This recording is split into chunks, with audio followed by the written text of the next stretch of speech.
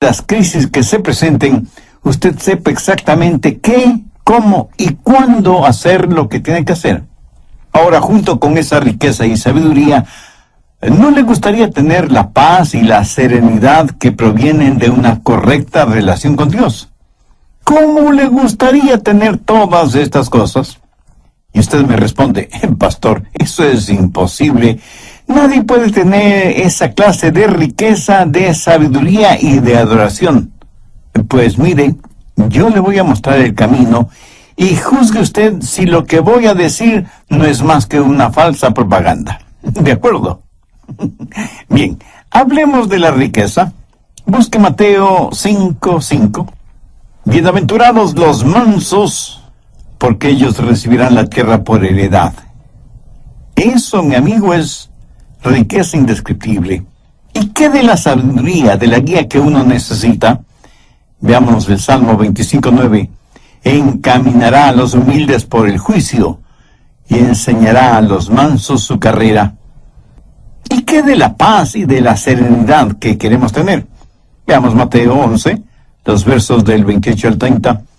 Venid a mí todos los que estáis trabajados y cargados, y yo os haré descansar. Llevad mi yugo sobre vosotros y aprended de mí, que soy manso y humilde de corazón, y hallaréis descanso para vuestras almas, porque mi yugo es fácil y ligera mi carga. ¿Cómo trabaja eso en nuestras vidas? Bien, veamos. Primero, el significado de mansedumbre. Muchos piensan que mansedumbre es cobardía, que si uno es manso, tiene un carácter tímido y ambivalente. Permítame decir de una vez por todas, mansedumbre no es cobardía. Jesús dijo, yo soy manso y humilde de corazón. ¿Fue Cristo un cobarde? ¿Llamaría usted cobarde a quien con látigo en mano echó fuera del templo los mercaderes? ¿A quien pasó 40 días en el desierto, en ayuno y oración, rodeado de bestias salvajes? ¿Se atrevería usted a decir que fue un cobarde? Jesús, aún sabiendo que en Jerusalén sería apresado, acusado y crucificado, sin embargo fue con determinación y firmeza hasta esta ciudad. ¿Le parece a usted que eso fue un acto de cobardía? ¿Qué clase de cobarde fue Jesús que sufrió en agonía y murió con su cuerpo clavado en una cruz? Jesús, el más hombre de todos los hombres que ha existido, dijo, yo soy manso y humilde de corazón. Mansedumbre ni siquiera es debilidad, aunque muchas veces así lo pensemos, cuando lo opuesto es la verdad. Para ser manso hay que tener tremenda fortaleza espiritual y emocional. La Biblia dice que aparte del Señor Jesús, Moisés fue un hombre manso. Piénselo. Moisés fue un comandante en jefe que guió al pueblo de Israel desde Egipto hacia la tierra prometida. Fue un hombre de valor. Pero ser un hombre de valor no excluye la mansedumbre. Alguna vez en alguna parte leí la siguiente frase: si usted cree que mansedumbre es debilidad, trate de ser manso por una semana.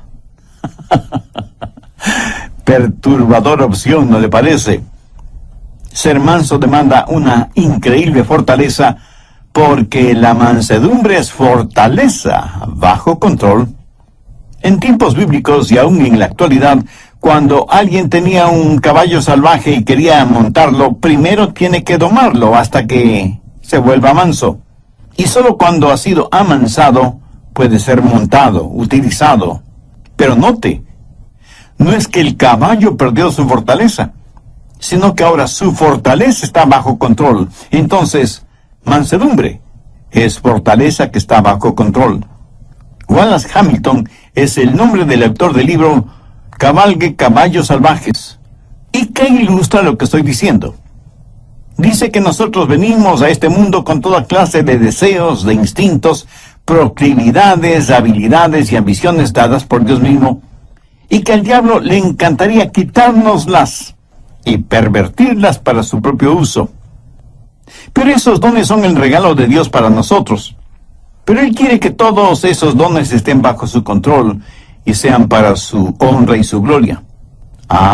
Pero el diablo quiere pervertirlos y traer vergüenza al nombre del Señor Jesucristo. Por lo tanto, hay tres cosas que usted puede hacer con sus habilidades naturales y los dones que Dios le ha dado. Primero, autoafirmación. Allá a comienzos de la década de los años 60, apareció el siguiente lema: lo que quiera que es natural es hermoso, y cualquier cosa que es hermosa debe ser buena. Así que, lo que quiera que usted quiera hacer, hágalo. Nuestros antepasados de alguna manera fueron más listos que la gente de esta generación y su maldad. Los antiguos, si querían hacer algo malo, malvado, vil, si querían dejar correr sus caballos salvajes, tomaban esa maldad, esa impiedad, esa vileza que tenían y la deificaban, la convertían en un dios o en una diosa.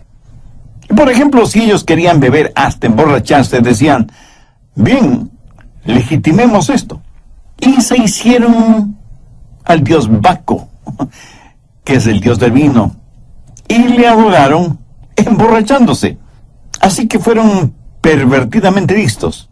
Y si querían cometer adulterio o fornicar o vivir en un lujurioso desenfreno, deificaron a Venus como la diosa de la sexualidad y la promiscuidad. Así dejaban correr sus caballos salvajes. O si tenían rencores y deseos de venganza, para justificar su deseo de guerra, de sangre y dar rienda suelta a su odio, deificaron a Marte, el dios de la guerra. No solo que se sentían muy bien dejando correr sus caballos salvajes, sino que sus desenfrenadas bajas pasiones las elevaron al nivel de virtud religiosa. Hubo un hombre filósofo alemán, Friedrich Nietzsche, que fue el abanderado de los que querían dejar correr libremente a sus caballos salvajes. Fue el apóstol de la autoafirmación. Adolfo Hitler estudió intensamente los escritos de Nietzsche. Déjeme leer una frase que Nietzsche escribió en uno de sus libros. Dice: hagan desaparecer a sus piadosos sacerdotes y su debilucho evangelio de misericordia. Purguen de sus almas esta enfermedad diabólica llamada cristianismo. El progreso depende de hombres fuertes y gente fuerte. Por lo tanto, afírmese en usted mismo. Sea un superhombre. Y Hitler fue convencido de esto, y el resultado fue la invención de los hornos de gases para aniquilar a los judíos. Segundo, el autocontrol. Solo restrinja, reprima sus deseos. Mutile al jinete del caballo. Eso, mi amigo, es una forma de budismo. Los budistas tienen esa clase de religión. Razonan que si las personas no pueden llevarse bien y no tienen paz consigo mismas y menos con los demás, es porque sus deseos no tienen restricciones, y esto les guía a vivir una vida de frustración. Entonces el budista dice: usted tiene que llegar a un punto en donde ya no tenga esos deseos. Tiene que sublimizar todo deseo, amortiguar sus pasiones hasta alcanzar el nivel nirvana, el lugar en donde no siente ni es nada. Es como si a usted le cortaran la cabeza para eliminar el dolor de cabeza. ¿Cómo verá? Eso es una especie de religión negativa, de fe negativa. El cristianismo es una fe positiva. Dios no elimina al jinete ni mutila al caballo. Lo que hace Dios es tomar ese deseo, esa fortaleza, esa ambición, esa habilidad, todo lo que Él mismo nos ha dado, dársela al Señor Jesucristo y dejar que Jesús controle nuestra vida. Anote Romanos 6:19. Así ahora para santificación presentad vuestros miembros para servir a la justicia. ¿Qué es lo que Dios quiere hacer? Dios quiere tomar sus habilidades y sus deseos y ambiciones y mutilarlos. No, de ninguna manera. Lo que Dios quiere hacer es controlarlo para su gloria. Por ejemplo, digamos que usted tiene un temperamento volátil. Dios dice que no debe perder su temperamento y que más bien debe aprender cómo usarlo. Mire lo que dice Efesios 4:26. Airaos, pero no pequéis. El mismo Señor Jesús, cuando vio que los mercaderes habían hecho del templo un lugar para sus negocios, no muy honestos que digamos, se airó, se enojó, fue movido a ira. O sea, Él no perdió su temperamento, su control, sino que lo utilizó en una causa justa. Mi amigo, si usted me dice que no tiene temperamento, entonces algo no está bien con usted. Jesús quiere controlar su temperamento para su gloria. Debe haber ciertas cosas que deben disgustarle, enojarle, hacerle perder su temperamento. Por ejemplo, la industria pornográfica, el tráfico de drogas, la explotación sexual de mujeres y de niños y toda la depravación actual que está convirtiendo al mundo en un desierto espiritual, moral y ético. Un desierto lleno de fieras feroces. ¿Y qué de nuestra lengua? Jesús quiere que con nuestra lengua le alabemos y le glorifiquemos. Gracias a Dios hay muchos cantautores que son genuinamente cristianos y utilizan ese don que Dios les ha dado, no solo para tocar e inspirar la vida de otras personas, sino y sobre todo para alabar, honrar y glorificar a Dios. Y Dios nos da dones y talentos, naturales o especiales, no para que nos volvamos orgullosos de tener esos dones y talentos, sino para que con ellos alabemos y bendigamos a Dios. Y eso también, mi amigo, es fortaleza bajo control. Generalmente usamos nuestra lengua para criticar negativamente, para insultar, para vejar al prójimo, para quejarnos, para expresar nuestra ira, para vocalizar nuestro enojo. Pero cuando Dios toma el control de nuestra lengua, ¿qué es lo que sucede? Mateo 12:35 tiene la respuesta. El buen hombre del buen tesoro del corazón saca cosas buenas. ¿Tiene usted ambiciones? Y no faltará quien de inmediato me diga, pastor, ser ambicioso es malo. Amigo, ¿en dónde aprendió usted ese disparate? Si usted no tiene ambiciones, no es un ser humano. Escúcheme. Una cosa es ser ambicioso y otra cosa es ser codicioso, avariento, egoísta. Su ambición no debe ser por tratar de ser el mejor, el más influyente, el más importante o el más poderoso. Su ambición debe ser la misma ambición que tuvo el apóstol Pablo, querer ser como Jesús, que Jesús viva la vida de él en la vida de Pablo. Esa es una santa, sana y noble ambición. Eso es fortaleza bajo control. ¿Cómo puede usted ser una persona mansa? Busque la epístola de Santiago, capítulo 1, desde el verso 21. Ponga mucha atención a esta porción de las Escrituras para que sepa cómo la mansedumbre puede ser parte de su vida. Por lo cual, desechando toda inmundicia y abundancia de malicia, recibid con mansedumbre la palabra implantada, la cual puede sanar vuestras almas. Pero sed hacedores de la palabra, y no tan solamente oidores, engañándoos a vosotros mismos. Aquí el Señor nos dice que debemos recibir con mansedumbre la palabra.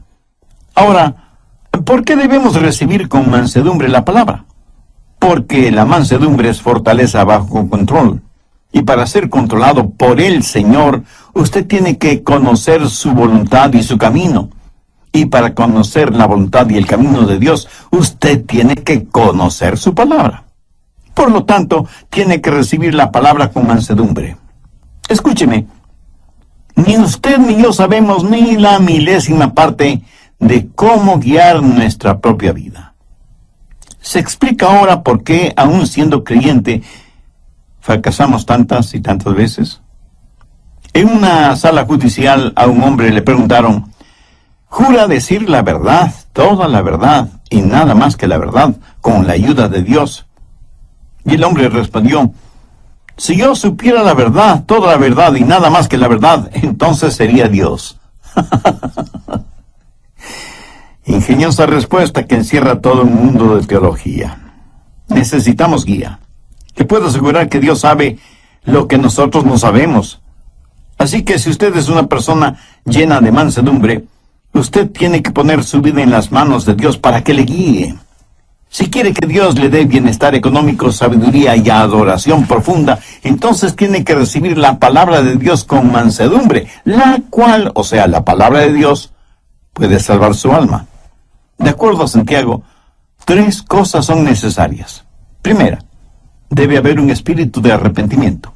Santiago 1:21, por lo cual desechando toda inmundicia y abundancia de malicia. Ahora, ¿qué significa esto? En el griego la palabra inmundicia significa tener el oído tapado con cera.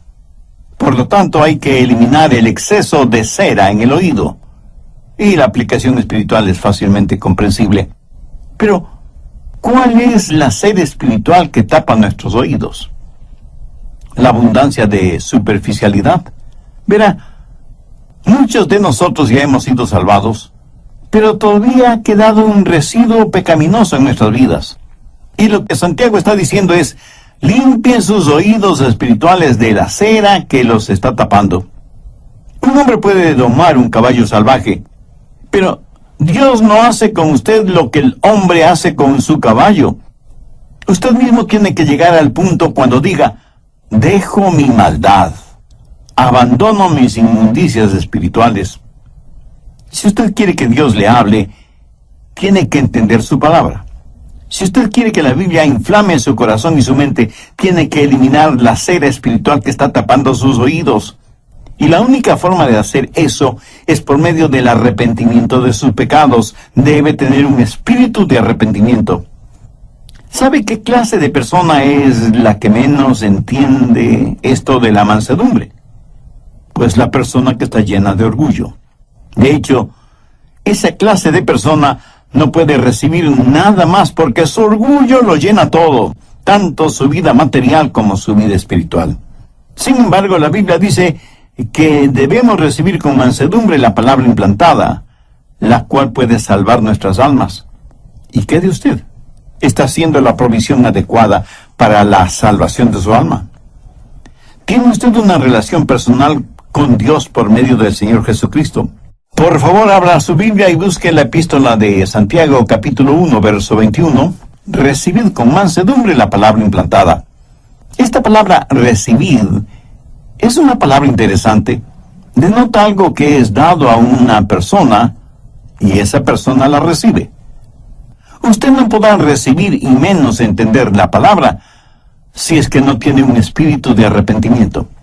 Sí, usted puede saber cosas acerca de la palabra, hasta puede saber intelectualmente, académicamente la palabra, pero eso no le califica para entender la palabra de Dios. Recibir significa aceptarlo como un regalo, y cuando lo recibe, usted lo recibe.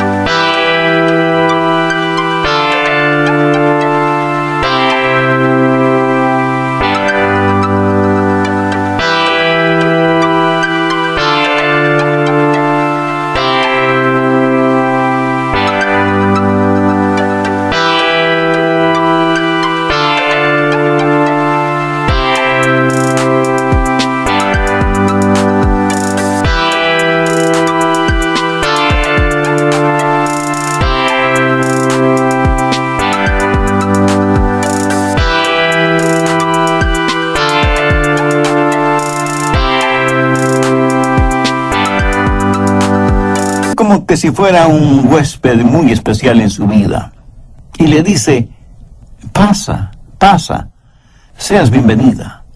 Estamos encantados de tenerte en nuestra casa. Esa es la clase de bienvenida que nos gusta escuchar a nosotros, ¿verdad?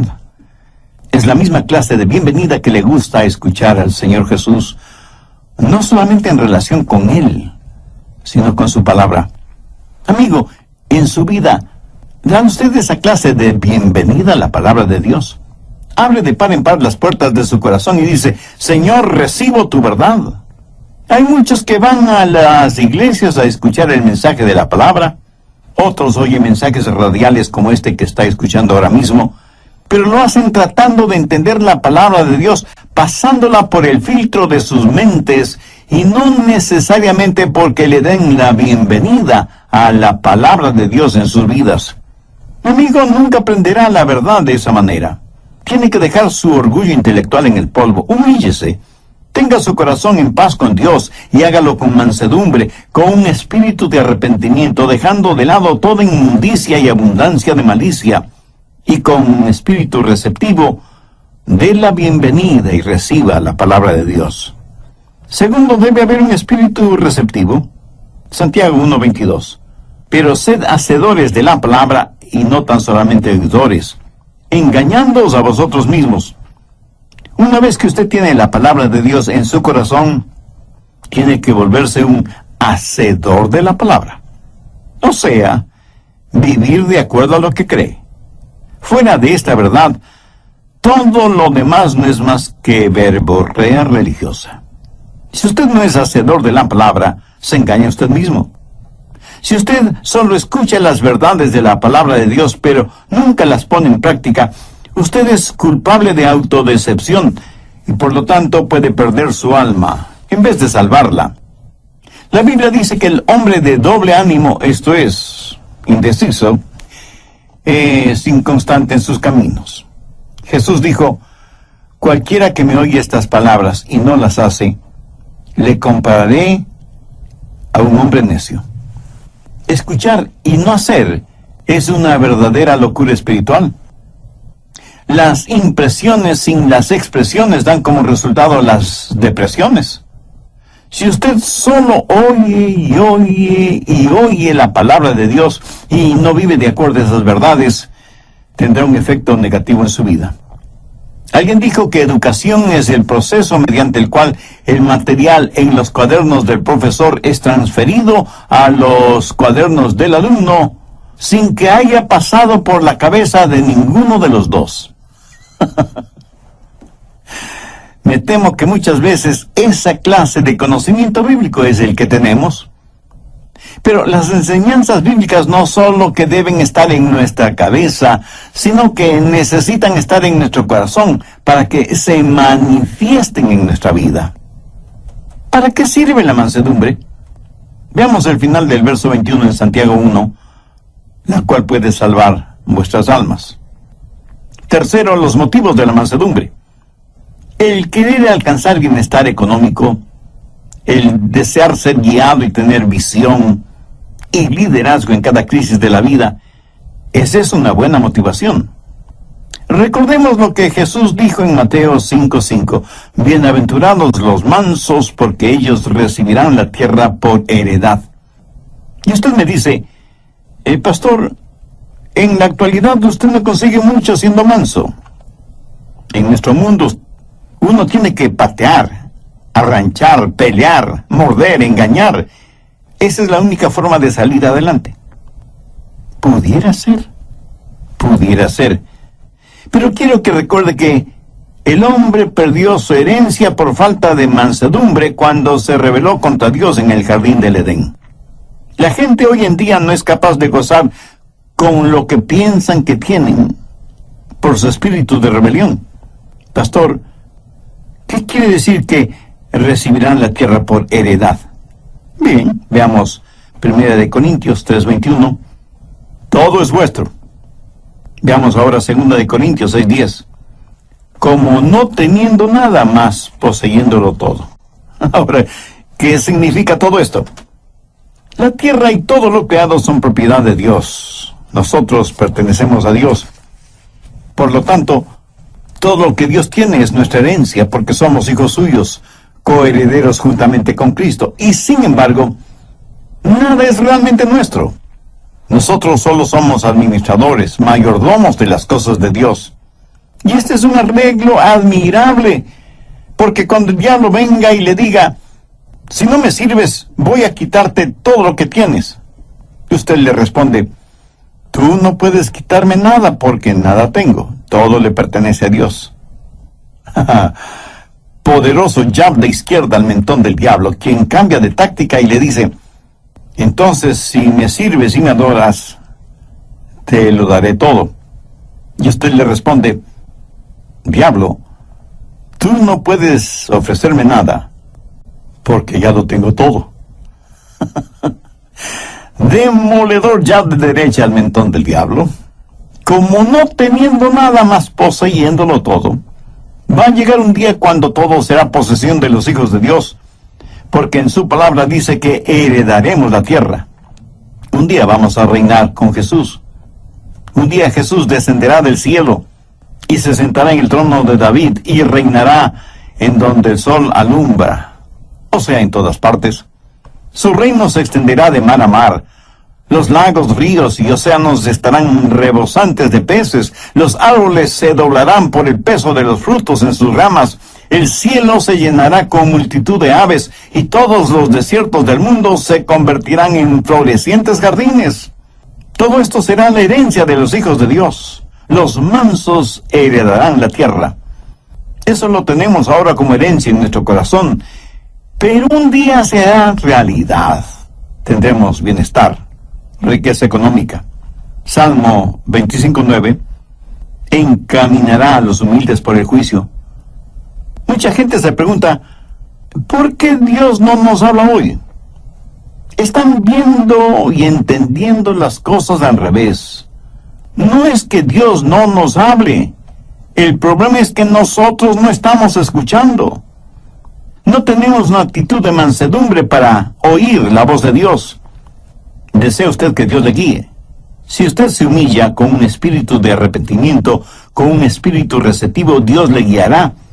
Y usted no será como un barco en medio de una oscura y furiosa tormenta, sin brújula, sin timón, sin mástil y sin velas, empujado por las olas y los vientos de este mundo. Encaminará a los humildes por el juicio. Él le mostrará el camino y usted podrá escuchar su voz, guiándole aún en medio de la peor tormenta de su vida. Y usted tendrá no solo bienestar y riqueza y sabiduría, sino que sabrá lo que es la verdadera adoración. Mateo 11, desde el verso 28. Venid a mí todos los que estáis trabajados y cargados, y yo os haré descansar. Llevad mi yugo sobre vosotros y aprended de mí, que soy manso y humilde de corazón, y hallaréis descanso para vuestras almas, porque mi yugo es fácil y ligera mi carga. Veamos esta porción bíblica un poco más detenidamente. Jesús fue un carpintero y sabía cómo hacer yugos para los bueyes.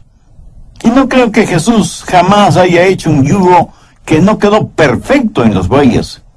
Ahora, cuando un buey lleva un yugo, es porque es un buey manso.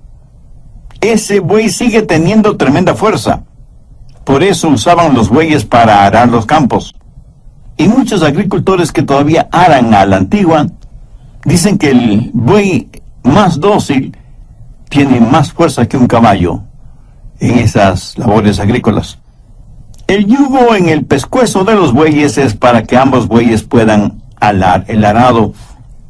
Y cuando Jesús dijo, llevad mi yugo sobre vosotros, es como si estuviera diciendo, estamos en esto juntos, apóyate en mí, déjame guiarte, quiero ser un descanso para tu alma.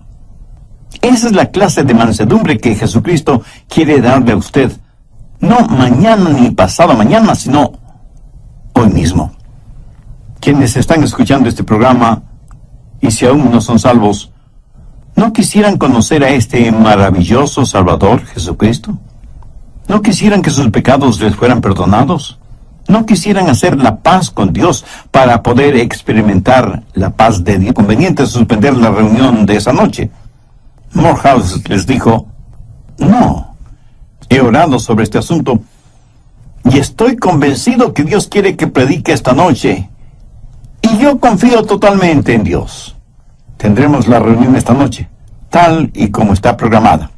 Esa noche la pequeña iglesita de ese pueblito minero estuvo totalmente llena, y los que no pudieron entrar se quedaron alrededor de la iglesia y abrieron todas las puertas y ventanas para que la gente pudiera escuchar el mensaje de la palabra de Dios.